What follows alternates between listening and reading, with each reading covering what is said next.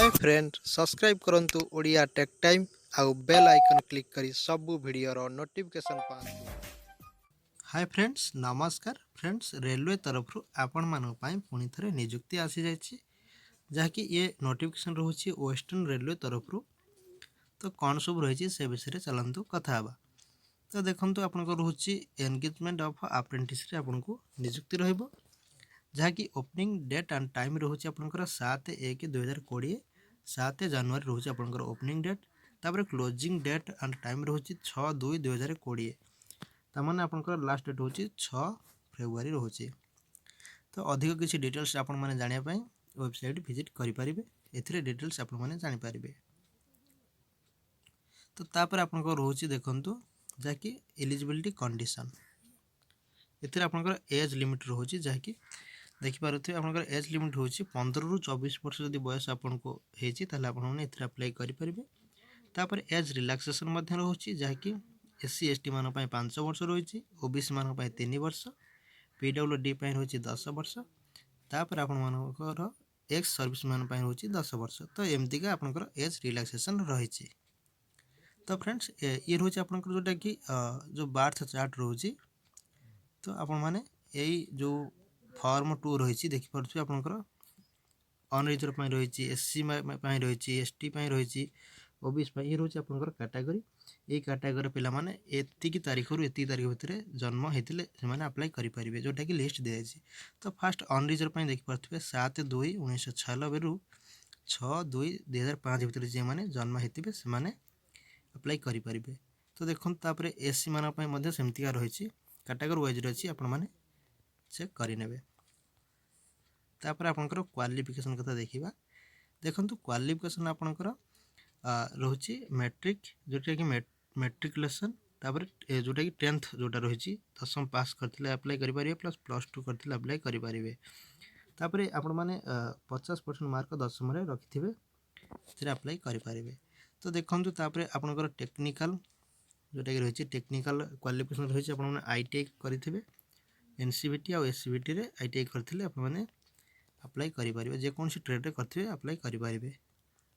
तो तापर देखंतु आपनकर ट्रेड रही आपण माने जो आईटीआई रे जो ट्रेड करथिले को ट्रेड रे करथिले से सब ट्रेड रही ट्रेड लिस्ट आपण माने चेक करि नेबे। देखंतु तापर आपनकर ट्रेड हिसाब रे आपनकर रहउची वैकेंसी तो देखि परथिबे फास्ट आपनकर रहउची मुंबई डिवीजन जोटा कि रहउची बीसीटी। तो एथिरे आपनकर fitter welder Turner carpenter painter माने सब गुड़ा ट्रेड अच्छी।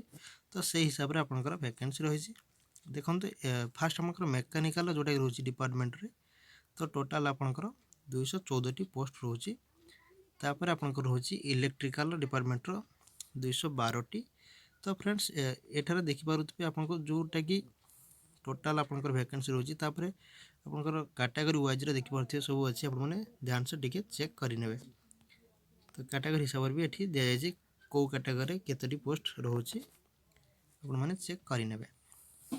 तो देखंतु तापरे इंजीनियरिंग डिपार्टमेंट रोचे तो एमती का आपण चेक करने टोटाल है 499 रोचे एमती का सब डिपार्टमेंट अनुसार ट्रेड अनुसार जोटा कि रही वैकेंसी आपण माने चेक करेंगे ध्यान से। तो ध्यान से चेक करके आप मैंने अप्लाई करेंगे।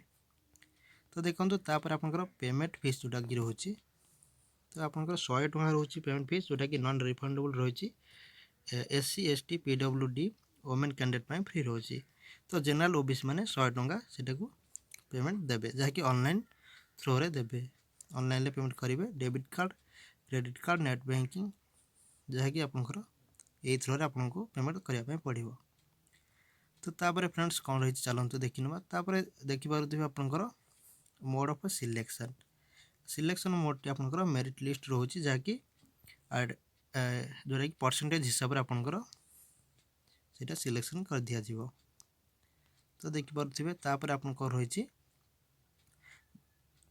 जोटा कि मोड ऑफ एप्लिकेशन केमती आप अप्लाई करेंगे। तो देखो ये ऑनलाइन आपको अप्लाई करने पड़ो। तो ऑफिशियली वेबसाइट देखिपे विजिट करके आपन को रजिस्टर करके आपनकर ना आपनकर जहाँ भी सब आधार कार्ड जहाँ भी सब डॉक्यूमेंट सब आप आईडी प्रूफ देखी आपण मैंने अप्लाई करेंगे। तापर आपको डॉक्यूमेंट सब कौन कौन देवाई पड़ो ना 10th मार्कसीट रोचे तापर ITI मार्कसीट रोचे तापर ITI सर्टिफिकेट रोचे तापर आपणकर जो फोटो रोचे तापर आपणकर जहाँ भी सब डॉक्यूमेंट सब अच्छी आपको से हिसाब से ये अपलोडिंग करदेवार अच्छे। तो फ्रेंड्स एमती का आपको अप्लाई करने पड़ो। तो फ्रेंड्स जहाँ भी इनफॉरमेशन थिला मु आपको जनईदेली। तो आपण मैंने अप्लाई करिया पूर्व थरुठे PDF को आपण मैंने भल से पढ़ी अप्लाई करेंगे। तो मुझे आपको मो वीडियो डिस्क्रिप्शन में PDF फाइल लिंक देदेवी आपण मैंने सेठा डाउनलोड करके PDF चेक करें। तो फ्रेंड्स जदि वीडियोटी आपको भल लगी ताले गोटे गोटे लाइक निहाती करंतु। तो आपण मानकु सांग मानकु मध्य शेयर करके जणाई दिंतु। तो एमती का लाटेस्ट जॉब इनफॉरमेशन पाई आपण माने हम चैनल को सब्सक्राइब कर रखंतु जहाँ फल मु जेबे भी वीडियो अपलोडिंग करी आपण मान पाखु फास्ट नोटिफिकेशन आसीजिवो।